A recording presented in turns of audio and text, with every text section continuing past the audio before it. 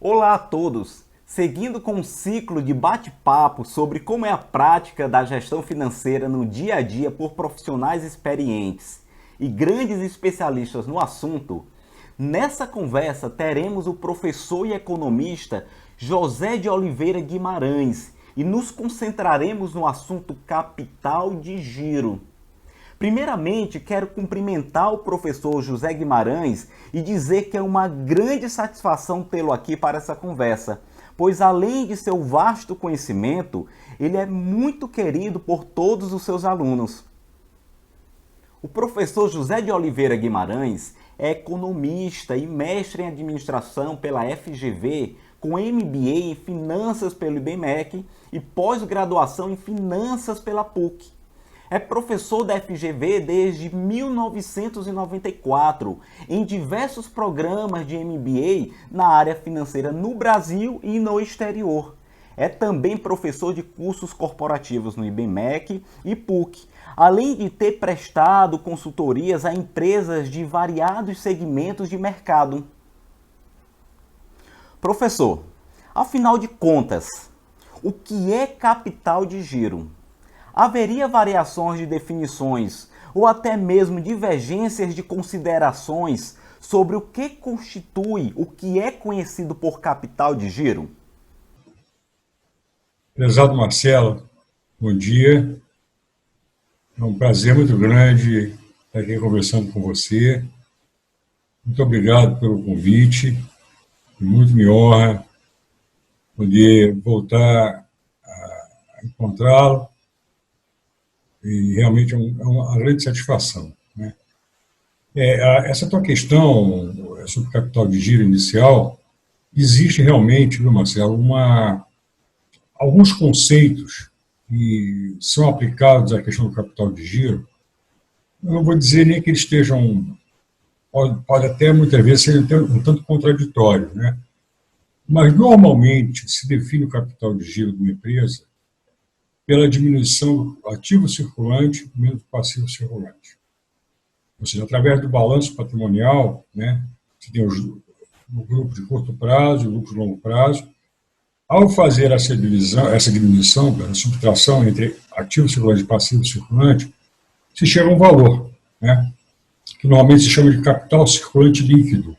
Essa é uma primeira definição do capital de giro. Eu, Marcelo, particularmente, tenho uma pequena restrição a essa definição. Por quê? Dentro do ativo circulante de uma empresa, você tem contas operacionais e você tem um item que é financeiro, que é o caixa da empresa.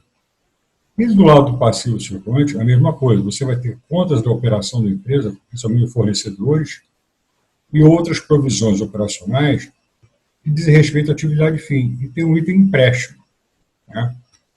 Eu diria para você o seguinte: as definições elas podem ser entendidas, podem ser aceitas de uma forma geral, né?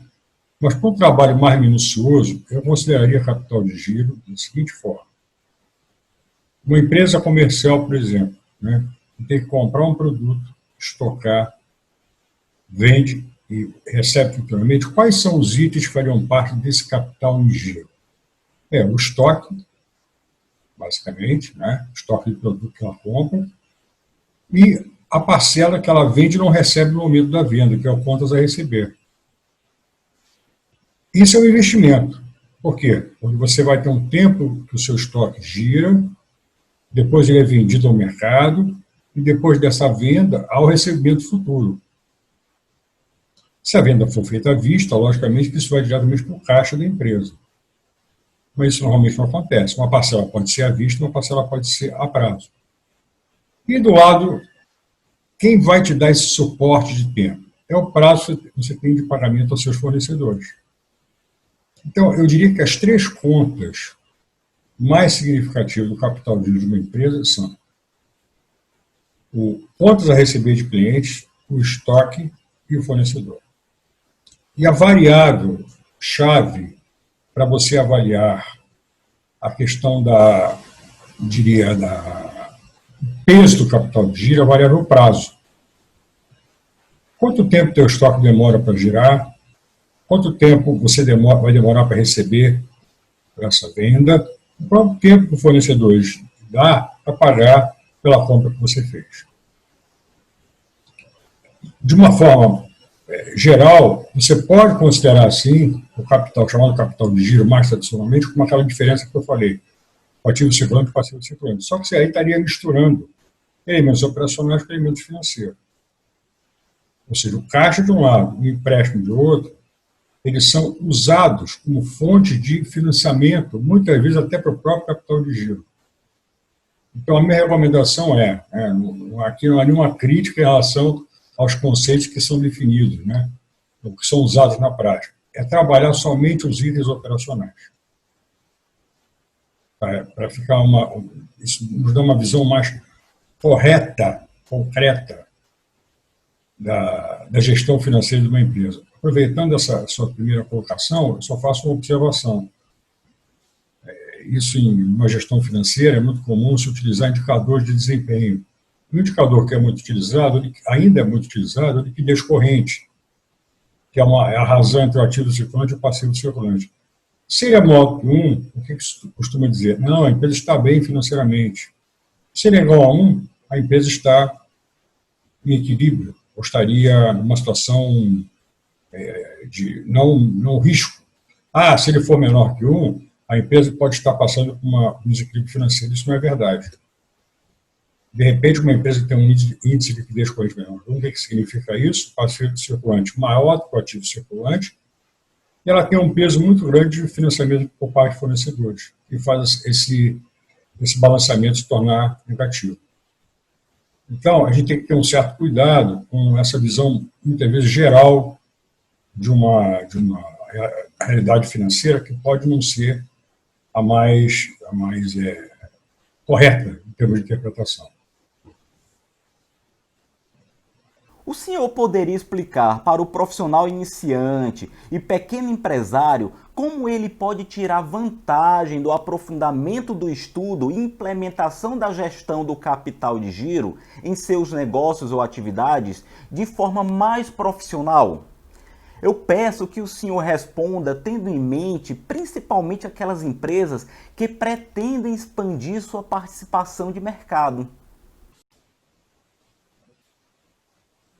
Marcelo, as empresas que estão iniciando suas atividades, né, que mesmo com conhecimento amplo, de expertise por parte dos empreendedores, né, que pretendem alcançar um nível de participação importante, relevante, elas devem ter cuidado no seguinte sentido. Em primeiro lugar, né, nós temos que destacar o setor de atividade de uma empresa, né?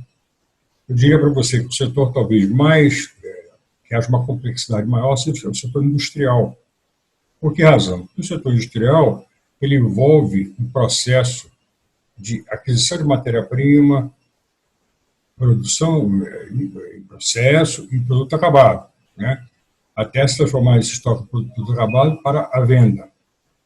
E feito isso, a empresa vai vender, estocar esse produto acabado, vai vender, ter o prazo de recebimento e o prazo de compra, né?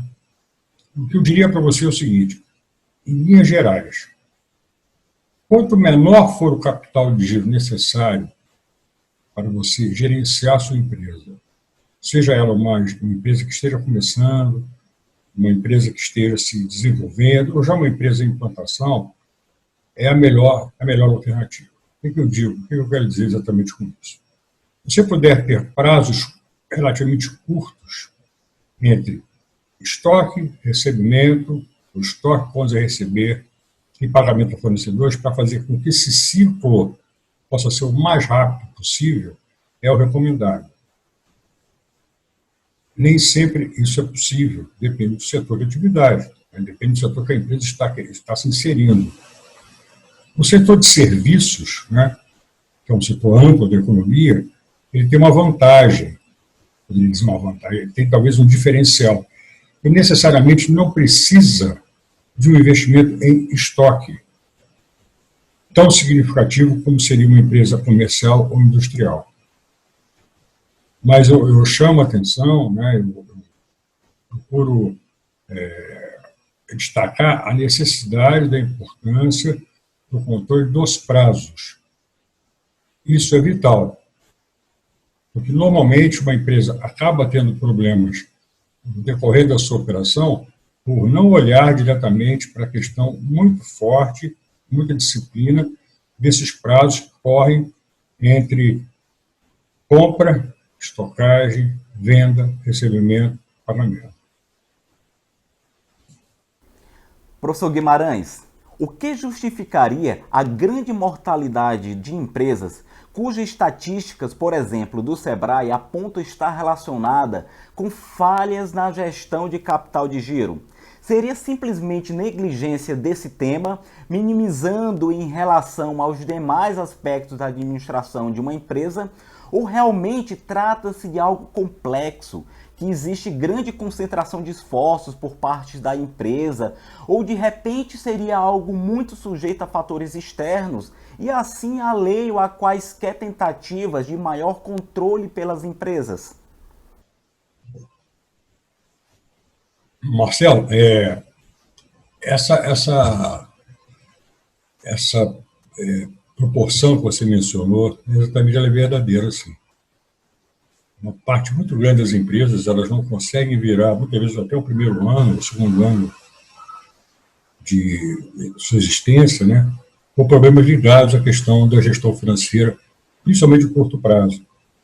Eu não vejo que haja negligência, não é questão. Eu acho que pode ser, que acontece muitas vezes na prática, que o empreendedor ele inicia, ele tem um excepcional conhecimento do negócio que ele está querendo fazer. Conhece o produto, tem expertise, enfim. O que ocorre na realidade? Ocorre que ele muitas vezes, ele não tem um embasamento, né, para começar o trabalho, para começar a sua atividade de uma forma mais disciplinada. Eu aproveitaria essa oportunidade para só ressaltar um ponto que eu considero importante. Qualquer negócio que se inicia, ele deve ser suportado por um bom plano de negócio.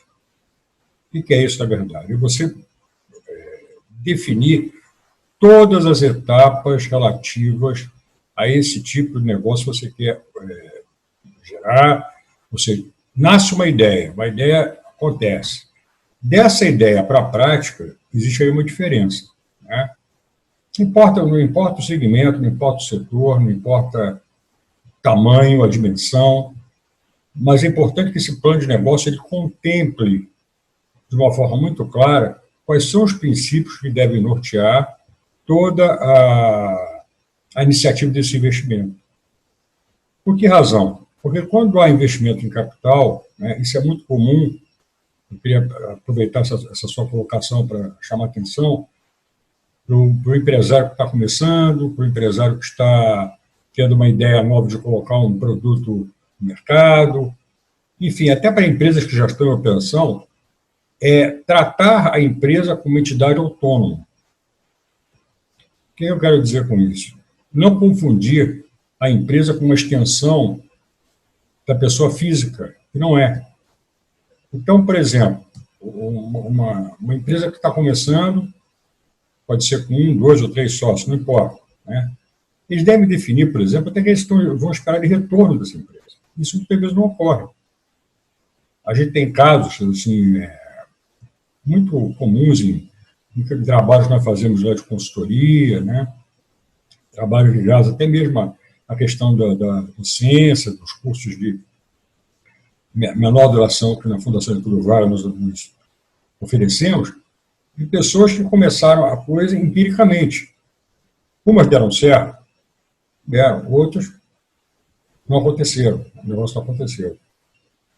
Eu me lembro de um fato muito interessante, que eu queria aproveitar essa pergunta para citar. Alguns anos atrás, nós vimos um curso de curta duração de finanças, um empresário de uma cidade aqui no Rio de Janeiro, chamado Nova Friburgo, que é um centro um núcleo muito forte na área de ferragens para construção civil.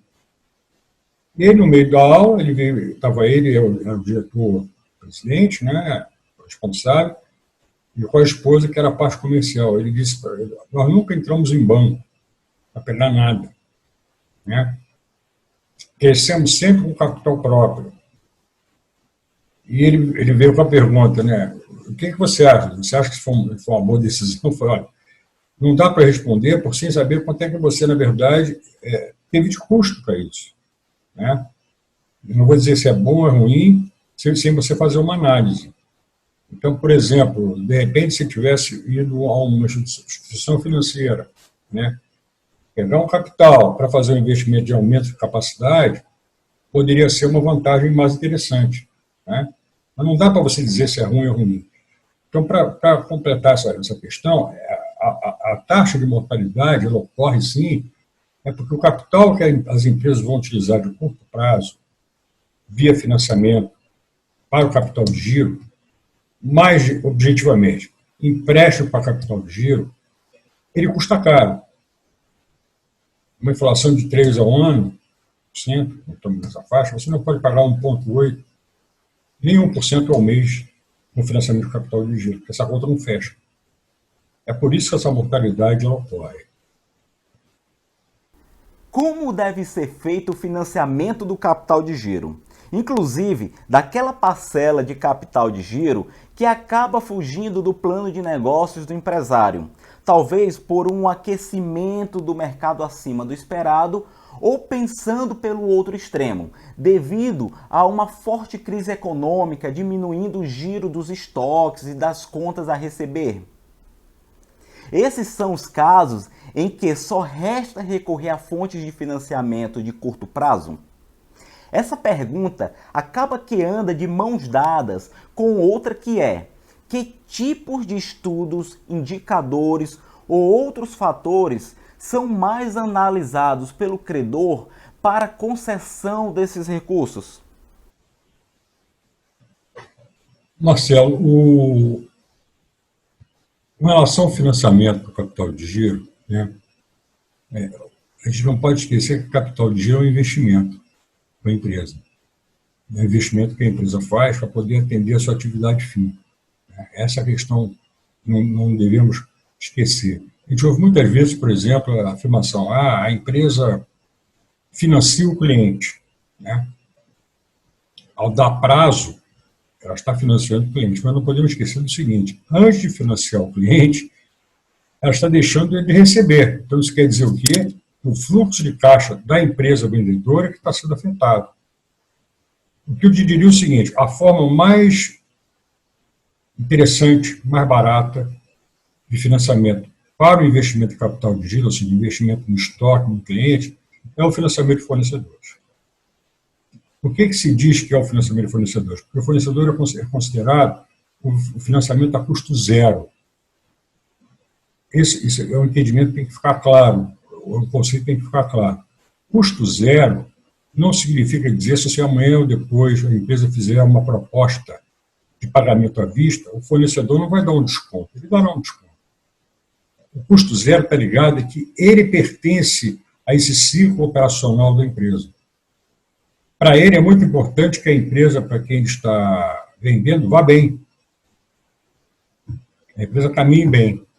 Então, você tem aí um indicador, eu já diria para você, um indicador que é importante ser avaliado, é o prazo médio do estoque da empresa, mais o prazo médio de contas a receber, e diminuindo o prazo médio de pagamento a fornecedores. Essa forma, que é uma fórmula simples, vai te dar o que nós chamamos de ciclo financeiro da empresa. Quanto menor for esse ciclo, melhor para ela. Ele pode ser positivo, ele pode ser zero, ele pode ser negativo. Se ele for negativo, é o melhor dos mundos, né? Mas não acontece sempre. Isso quer dizer o seguinte: a empresa normalmente acaba pagando aos fornecedores antes de receber. Mas que esse gap possa ser o menor possível. O que acontece quando esse desequilíbrio aumenta? A empresa vai ter que buscar recursos de curto prazo. Não tem jeito.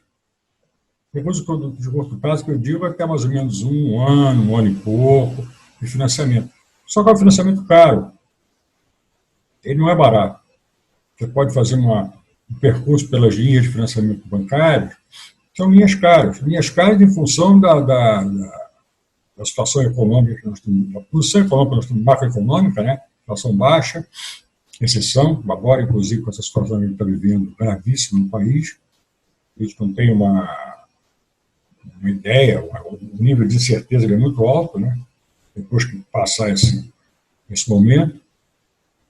Mas eu te diria que realmente é a forma mais barata para uma empresa, uma forma mais econômica para uma empresa se financiar é através do capital de fornecedores. O senhor é autor de um recente livro sobre gestão do capital de giro, lançado pela editora da FGV em 2018, chamado Gestão do Capital de Giro. Cada profissional imprime sua abordagem própria que reflete suas vivências, interpretações do assunto e, em alguns casos, propõe novas ferramentas ou até desenvolve novos conceitos. Para encerrarmos, o senhor poderia discorrer sobre sua obra, por exemplo, especificando que questões são tratadas mais especificamente? Marcelo, nós fizemos na Fundação Getúlio Vargas, em 2018, como você mencionou, foi o primeiro livro de uma série que a Fundação sempre divulga, né, edita para os cursos que ela ministra, gestão de capital de giro. Essa é a primeira edição que saiu há 2 anos atrás. Basicamente, março de 2018, 2 anos e 3 meses atrás. O que esse livro, na verdade, ele tem como objetivo? Ele tem o objetivo de atender uma visão mais prática de como gerenciar o capital de giro dentro de uma ótica muito mais gerencial. Então, ele atende uma disciplina da Fundação, que é a gestão do capital de giro, né? Mas ele também serve muito como um guia para quê? Para exatamente poder dar ao empresário ou gestor uma noção prática, não somente uma noção teórica. Então, esse nosso trabalho tem como abordagem principal visualizar o capital de giro de uma empresa através de uma visão operacional. Que ferramentas, que demonstrações ele pode ter para trabalhar melhor a sua gestão de capital de giro. Eu diria para você de uma forma muito simples. Existem 2 demonstrativos que uma empresa faz. Ela pode fazer de forma com profundidade, ou ela pode fazer de uma forma superficial, mas ela vai acabar fazendo. O que acontece? A pequena empresa, normalmente, ela tem a contabilidade dela feita fora, pequeno e médio, né? Não tem uma estrutura contábil interna para produzir relatórios. Então, a contabilidade feita fora vai produzir os mesmos relatórios que uma contabilidade faria internamente. Só que, né, o contador externo ele não tem uma preocupação gerencial. Ele tem uma preocupação dele atender às exigências legais.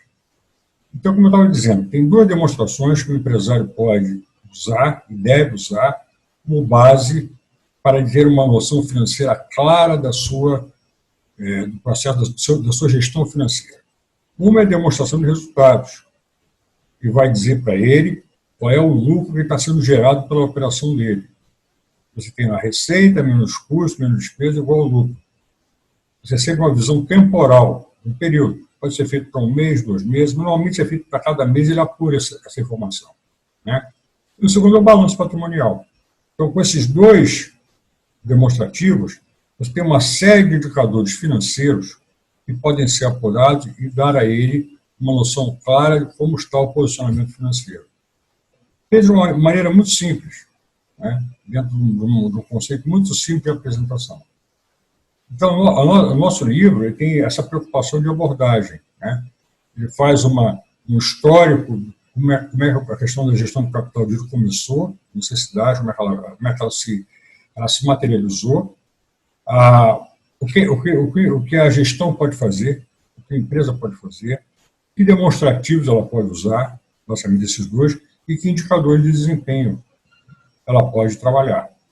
Eu poderia dizer para você, em poucas palavras, o seguinte: o ciclo financeiro, que é o prazo médio de estoque mais o prazo médio que vamos receber, menos o prazo médio de pagamento a fornecedores, pode ser entendido como indicador principal, o mais relevante.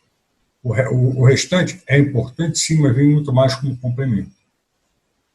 Então, o nosso trabalho é um trabalho que nós tentamos primar pela simplicidade, nós tentamos fortalecer a simplicidade, né, do entendimento. É uma aplicação muito imediata.